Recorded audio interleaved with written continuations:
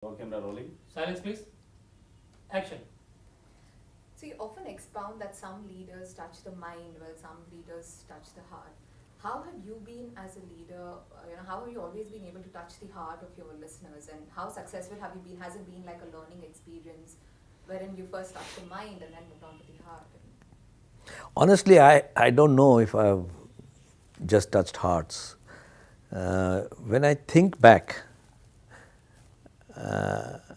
and reflect on what my best critic tells me, which is my wife, I probably spent the first several years of my life, professional life, touching minds and not hearts. A very left-brained approach to communication. If you tell people things logically, they will respond. It's only in the latter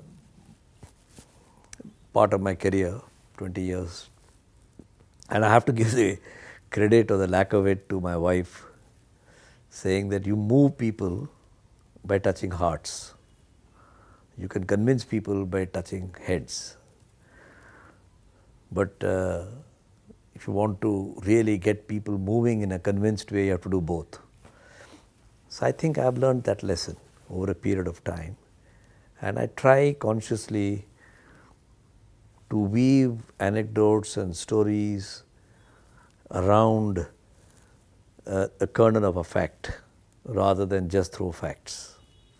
Has there been any one specific incident where you realized, you were all touching the mind, and then you said, no, probably this thought would help me touch the heart of a person? No, I used to come from although it was the pre-PowerPoint era when I was younger, but it was a very PowerPoint mentality. Assemble the facts, put them into nice charts, explain the charts. And at one such presentation, I remember somewhere in the late 70s, I made at Hyderabad. My wife happened to be present. And I thought I'd made a terrific speech because I'd done a lot of research and I was throwing all the growth rates and numbers. And she came back and said, I didn't understand a word of what you're talking about. And of course, the first reaction is to say that's because you haven't studied all these wonderful things that I have studied. And then it struck me that she's a smart person, she's also educated, and even if she has slightly exaggerated, if she can't comprehend it, then what is all the research and the numbers worth? And I asked her how would I have done it differently, and then I started my journey of education, that you have to learn to touch hearts and not just minds. And I think I probably spent the next 10-15 years mutating in a conscious sort of way to a different way of communicating compared to before. So when you said, is there an episode, that's one that comes to my mind. In the book, When the Penny Drops, you talk about the different types of relationships. There's an inner world of relationships, and then there is the world of relationships, and then there's the world of getting things done. How does this fall into your corporate life or your professional life? How do you manage these three worlds together? You see, we all live in multiple worlds, whether you call them what I have called it or you can give other names to it. There is the Ekanta world, when you're all by yourself, and I call that the inner world.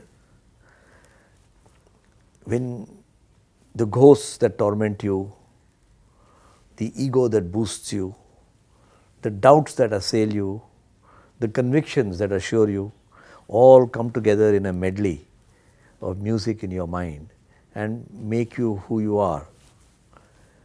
Howsoever confident a person may look, that person is no less prone to self-doubt and ghosts as any other person.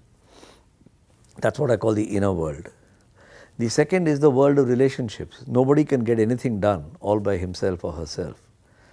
So whether it's spouse, family, or colleagues, or strangers, or government officer, or even a shooting of a film, I'm dependent on all of you to make me look good, right? Irrespective of who I am.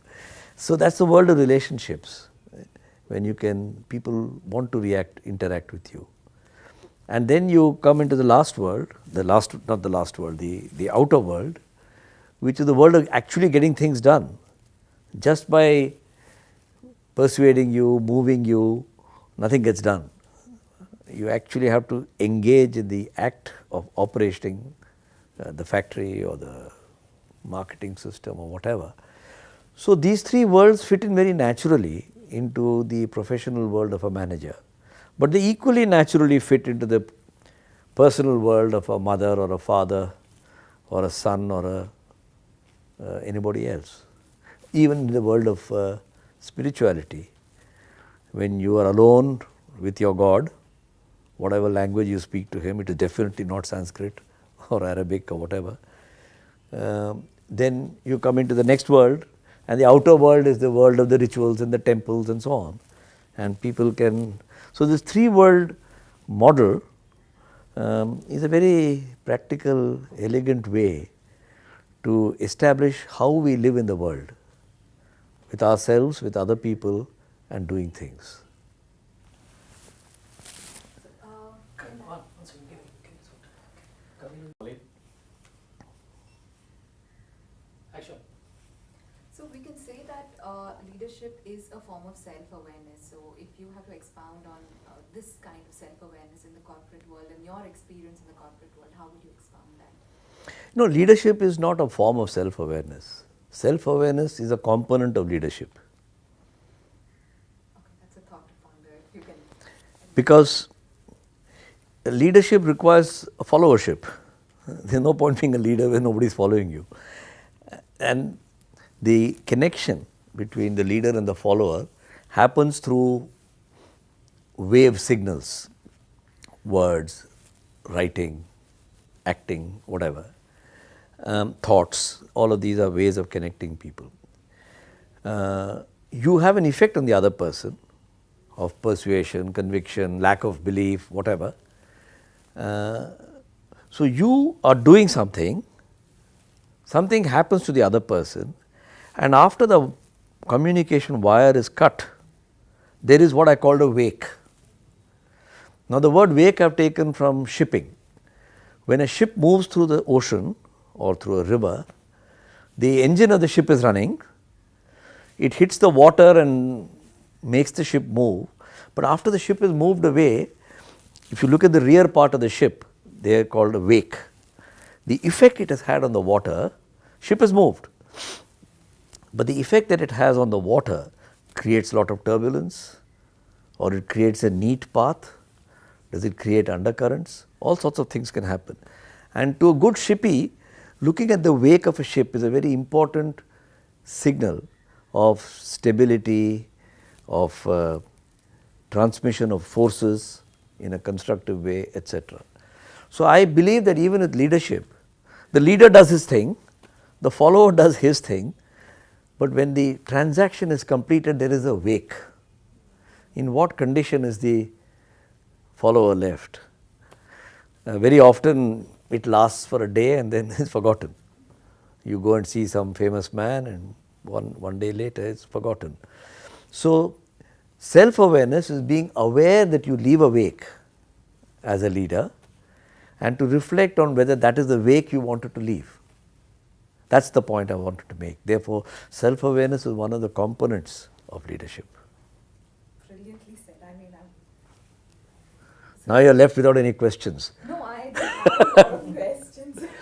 So if I have to say, one of the prime aspects of spirituality is the more you give, the more you get. How much have you seen this transcend in your corporate life, especially with the Tata? See, I don't personally like to use the word spirituality, not because I believe in it or don't believe in it, but it is the most misunderstood word in the world. And by using the word in the way I think it means, the other person may understand it differently. If I use the same word, I prefer to use the word ethicality, because that is not capable of being misunderstood. Ethicality has overtones of doing the right thing, right conduct, right words, right transaction, whatever right might mean. without any reference to religiosity or believing in God, atheism. It doesn't touch any of those controversial areas.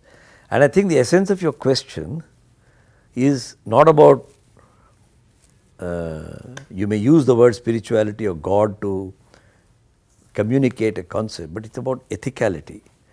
It's about doing the right things in the right time, in the right way, with the right people, etc. So, I will, if you don't mind, use the word ethicality.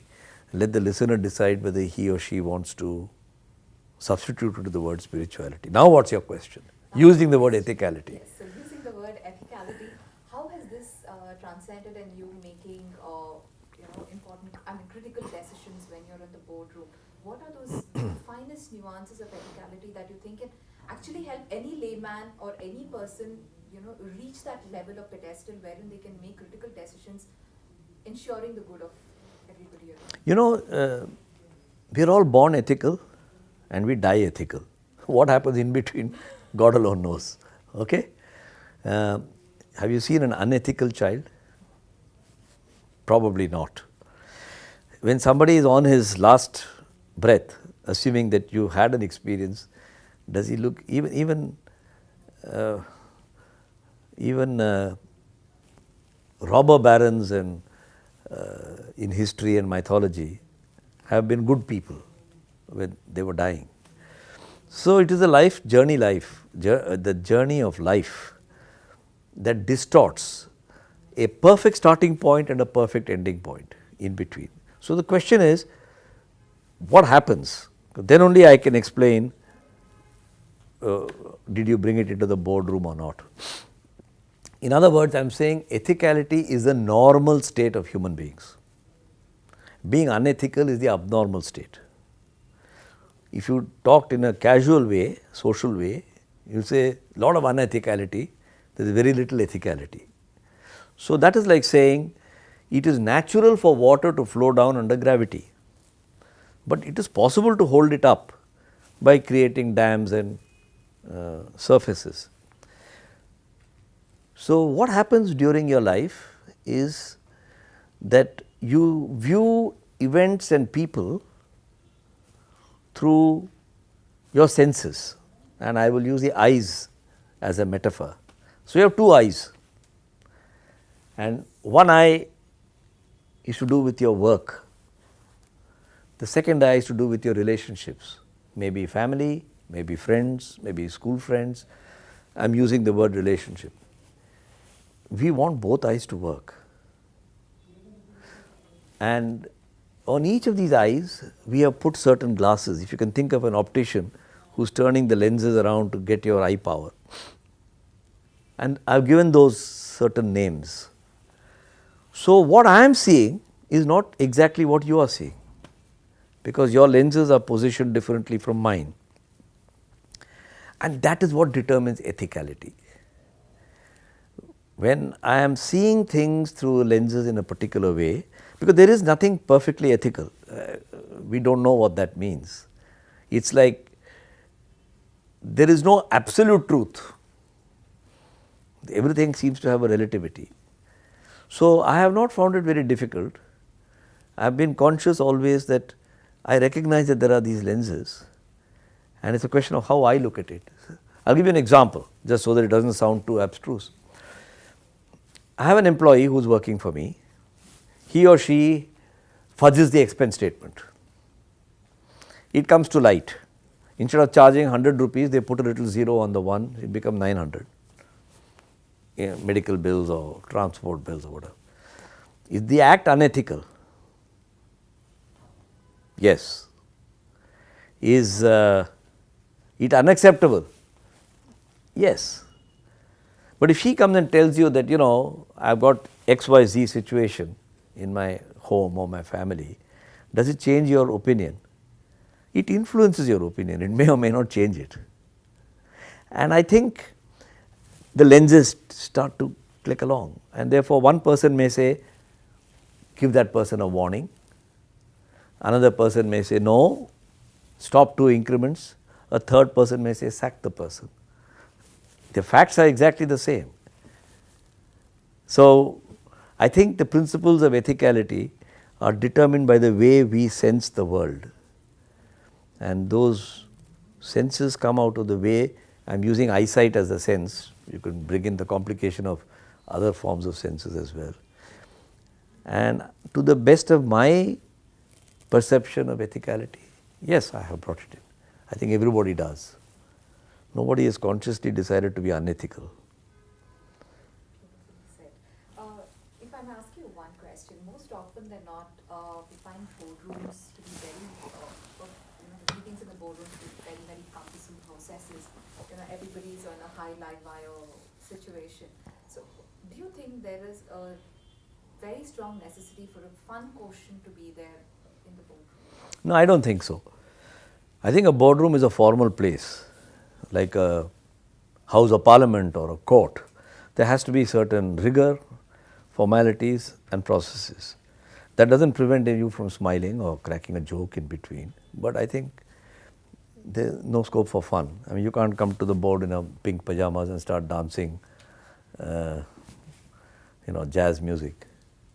So, if that's what you mean by fun. No, but how much does this ethicality that you're talking about, do you think too much, a very high level of ethicality often brings in a sense of seriousness, too much of a seriousness within the boardroom? I don't think so. I don't think ethicality has anything to do with seriousness. Ethicality is to do with the peace of your mind. If you can elucidate on that. Well, you want to do the right things, but what is the right thing? If there are 6 people around the table who have slightly different versions, they are not diametrically opposite, but slightly different versions of what is the right thing, then you have a debate around the board. I gave you this example of this employee who put a 0 around the 1. I was trying to connect the... And so there can be 3 people, 6 people, 2 of them have this view, 2 the other view, 2 the other view. All of them are ethical. The one who argues that you must sack because there has to be a black and white, otherwise there will never be discipline, is not wrong. But the second person who says forgive and stop 2 increments is not wrong. And the person who says every great leader, religious leader has always said to forgive is divine. So forgive the person is also not wrong. So you get a certain quality of discussion and debate around it, which is a joint pursuit of what is ethicality. Nobody defines it that way. You are trying to solve the problem of what to do with this particular infarction. And I'll give you one more example, because examples make it real, There was some, when I was in the Middle East, I used to come for some interviews to recruit people. In those days, 20 years ago, it is a very prized job to go to Dubai or Muscat or something. There was a person whom the headhunter had shortlisted to come at 11 o'clock. He didn't turn up. I was a bit upset because there's a schedule that you are following. Anyway, I said scratch his name out. At 4 o'clock, a person turned up with his tie not completely open, his jacket was all over the place, his hair was, and he was carrying some funny box of sweets in his hand. And he said, I am the person who was supposed to come at 11. I have come now, I am sorry about it for the delay, 5 hours. He says, can you interview me? So I said, nothing doing. We are not interviewing a guy who can't even turn up on time. He said, okay sir, it doesn't matter if you can't interview, but will you have a sweet? So I said, this is a very funny experience. Why should I have a sweet from you? Who are you? You are just another CV to me. He said, no, I want to tell you why I got delayed. I said, okay. He says, my wife and I were planning to have a family, and it's quite a long time now, 9-10 years. And then she became pregnant and she's due any moment. This morning I dressed up nicely, I wore my tie and combed my hair, and I went to get into the bus to come here. I get a call saying she needs to move to the hospital. So my priority was my wife's pregnancy. So I went back, I took her in a taxi and all that and attended to her. I am very happy to tell you we've had a baby boy or baby girl. So please have a sweet. Now he has already touched you in a different place from here. And then He says, I don't think I did the wrong thing. After 10 years, my wife is expecting, I think I did the right thing. If you can interview me, interview me. If you can't, I still got my baby boy at home. What do you think we did? We interviewed him. He's bloody good, we hired him. It just changes if you see the context is different. So there is no single thing about punctuality. In this case, it's not ethicality, but punctuality. You just change if the context changes. So the same act can look very different in one situation as compared to another. And I think it complexifies what ethicality is in the boardroom or elsewhere in your personal life. And it's one of the greatest teachers in life of what is right, what is wrong. You'll always be left with doubt, self-doubt, whether it's the right or the wrong thing.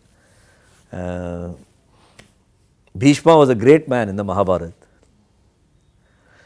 But he did not intervene when Draupadi was being disrobed. Was he a lesser man? Who is to judge that? Why did he not intervene? These questions remain unanswered. So, context matters. Context matters. So if I ask you one question, as in, did the Tatas influence Mr. Gopalakrishnan? Did Mr. Gopalakrishnan influence the Tatas? No, Tatas is too big to suggest that I influenced it. Honestly, Tata is a really, not because I have worked there, but it's a very rare kind of an institution. And it's definitely the principles it stands for have influenced me, no doubt about it. I am very lucky. At my age, you begin to count your pieces of luck also in your career, in your life. I worked only for 2 companies. Both are wonderful companies, but they taught me different things. Both are good. But the short answer to your question is, if I get to touch the altar of God, I cannot say I influenced the altar. The altar has influenced me, no doubt about it. So just taking on this question a little forward, any specific lessons that you've had which have helped you, grow Any what? specific influences that the Tatas have had, or the experience that with the Tata Group has had on you that has helped you grow into a better person and make better corporate decisions, especially decisions? Yeah, I think I can go on and on for long, but I'll just keep to one example, that what you have to do, you must do. So I'll give you an example. We had an unfortunate fraud back in 2000. It is called Tata Finance. It's now a fairly famous case in loss of governance and controls. We discovered, we appointed an external agency and an auditor to find out what went wrong. We brought it to the public domain by telling the regulators. And it is a very tough thing to do, because effectively we were telling people some things hit us, we don't know what happened. Who wants to be admitting that he doesn't know what happened in his company? A number of things happened around that, which is not the subject of my discussion. But I was sitting on the left side of Mr. Tata at an annual general meeting of one of our companies, and several elderly shareholders were criticizing, moaning, groaning that we held shares in this company and we will not get any dividend, and not only that, our capital has also gone. And to my great surprise, Mr. Tata stood up and made a statement. He said, I want to tell all my shareholders who are present here and not present here that none of you is going to lose money. And from one form or another, Tata's sons will make up the money.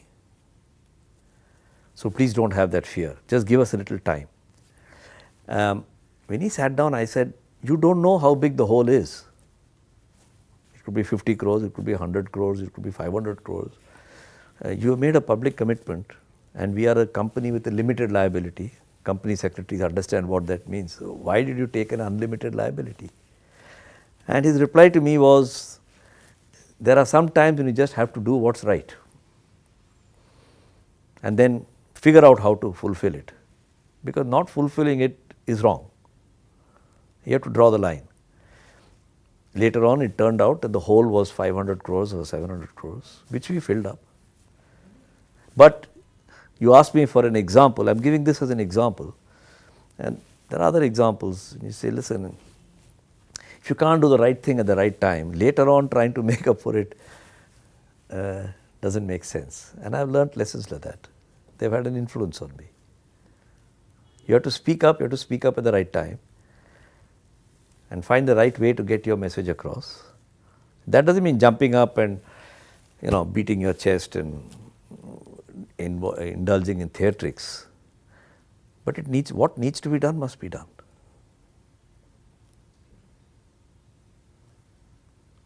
I'm absolutely done with my questions.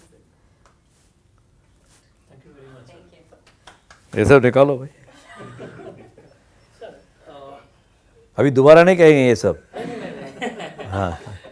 sir, is it possible that just to make this whole interview a little interesting, because I just wanted. अगर मैं ऐसा करता अगर तो मैं ऐसा करता तो sir, that is nice. Close to this Tata mark, okay, and then you come back, zoom in, and so, okay, close up on the Tata mark. rolling. Action.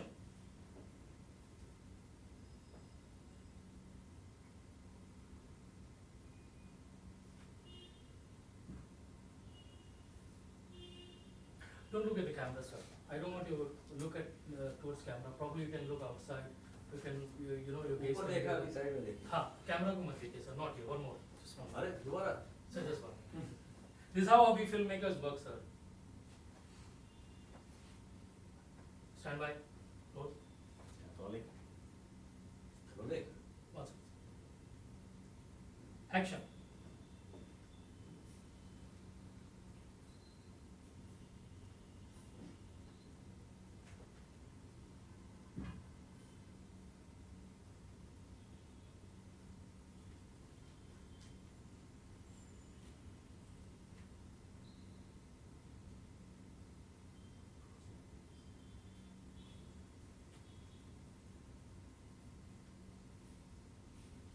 So don't look at the camera. That gaze was nice, sir. Just looking outside was nice. Yeah, please.